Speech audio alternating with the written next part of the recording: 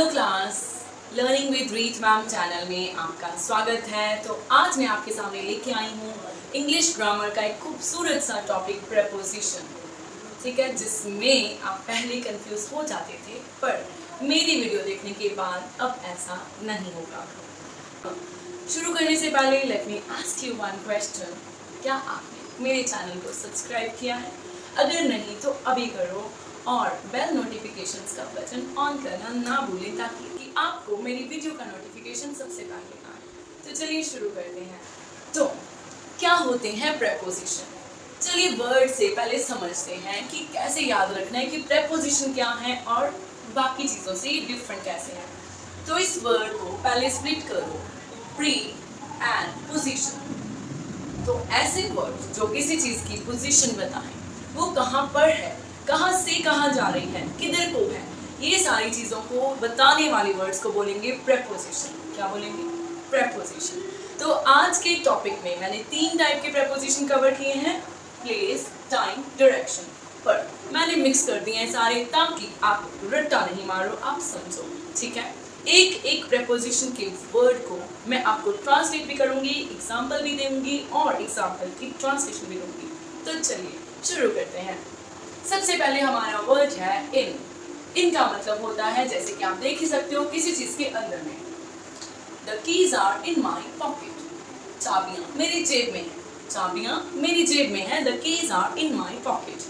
Next is eight. Eight का मतलब किसी चीज की पोजीशन, जैसे कि पर। इसे हिंदी में बोलेंगे पर। पर जहां भी लग जाए आपने लगाना है एट। तो जैसे कि एग्जांपल ले लो, I am at the railway station. मैं कहाँ पर हूँ? रेलवे स्टेशन पे। I am at the railway station, ये भी हो गया। अब है ऑन। ऑन क्या बताता है? किसी चीज के ऊपर कोई चीज जब पड़ी होती है टच करते हुए, तो उसे कहेंगे ऑन। ठीक है, जैसे आप देख ही सकते हो, ये फिगर याद रखना। तो जैसे कि एग्जांपल, ठीक है, the books are lying on the table. Next is above. Above भी ऊपर ही है बट नॉट टचिंग। ठीक है, जैसे the fan is above my head. पंखा मेरे सर के ऊपर है, नॉट टचिंग। ठीक है, the fan is above my head. Next is over. Over का मतलब होता है ना वो इधर है ना वो उधर है, बस वो ऐसे ऐसे जा रहा है। जैसे the birds are flying over the building, या the plane flew over the building. विमान यानी कि प्लेन बिल्डिंग के ऊपर से निकला।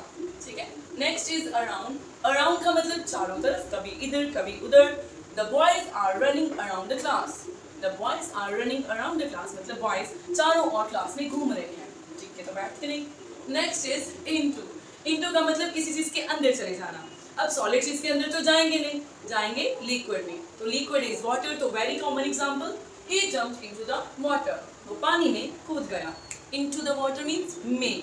ठीक है, नेक्स्ट इज अपॉन। अपॉन का मतलब ऐसे जंप करके और कहीं चला गया, जैसे the cat jumped upon the table. अब जंप करके वहीं तो रुकेगी नहीं, कहीं और जाएगी। या फिर the ball jumped upon the table. Ball धक्का खा के टेबल पर से निकली। Upon. Clear? Next is between. Between का मतलब दो चीजों के बीच में। तो he sat between Ram and Shyam. वो राम और श्याम के बीच में बैठ गया। अब यहाँ भी देखो, बिटवीन और अमंग में थोड़ा सा डिफरेंस होता है। बिटवीन का मतलब दो चीजों के बीच में, अमंग का मतलब बहुत सारी चीजों के बीच में या बहुत सारे लोगों के बीच में। He sat among his friends. वो अपने दोस्तों के बीच बैठा है। Next is towards. टूवर्ड्स का मतलब की तरफ जाना। She walked towards a room. वो अपने कमरे की तरफ गई। She walked towards a room. Next is through. Through का मतलब किसी चीज से गुजर के निकलना, जैसे the train ran through the tunnel. जो ट्रेन है वो टनल यानी कि सुरंग के बीच में से गुजरी। Next is along. along का मतलब साथ साथ चलना। He walked along me. वो मेरे साथ साथ गया। He walked along me. Next is across.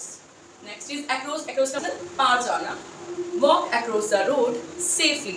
यानी कि सड़क के अगर आपने उस पार जाना है तो सेफली जाओ, ध्यान से इधर उधर देख के जाओ। Next is from to. From का मतलब कहीं से, टू का मतलब कहीं पर। जैसे I am travelling from Delhi to Mumbai. मैं दिल्ली से मुंबई जा रही हूँ। From Delhi to Mumbai. Next is under. Under का मतलब नीचे, किसी चीज के नीचे। ठीक है, the cat is sitting under the chair. जो बिल्ली है वो चेयर के नीचे बैठी है। Next is before. बिफोर मतलब तब से आगे। बिफोर को कैसे यूज करेंगे? Stand before the teacher, teacher के आगे खड़े हो जाओ, ठीक है। नेक्स्ट इज बिहाइंड, बिहाइंड का मतलब किसी चीज के पीछे, तो the cat is behind the curtains, बिल्ली कर्टन्स यानी कि पर्दों के पीछे है। नेक्स्ट इज अवे, अवे का मतलब दूर जाना। She ran away from the dog, वो डॉग से दूर भागी, वो कुत्ते से दूर भागी। Then is out of, out of का मतलब से बाहर जाना, किसी चीज में बैठे हुआ कहीं पे किसी रूम में, तो वहां से बाहर जा रहे हो, आउट ऑफ, तो उसको कैसे यूज करेंगे? She walk out of the room, वो कमरे से बाहर चली गई। विद इन का मतलब उसके बीच में, विद इन का मतलब उसके बीच में, जैसे finish this work with in this period, इसी पीरियड के बीच में ये काम करना है। अब लास्ट 2 वर्ड्स का मीनिंग बता दूंगी, सेंटेंस कमेंट करो। बिलो का मतलब नीचे और बिसाइड का मतलब बगल में, ठीक है। इन दोनों वर्ड से जुड़े हुए सेंटेंसेस आप मुझे कमेंट करोगे। तो मिलते हैं नेक्स्ट वीडियो में। आई होप कि आपको आज का ये सेशन समझ आ गया होगा। Thank you so much for giving and showing so much love. Learning with रीत मैम आपके लिए लाता रहेगा नई नई वीडियोस, तो चैनल को सब्सक्राइब करना ना भूलें। Take a screenshot of these numbers.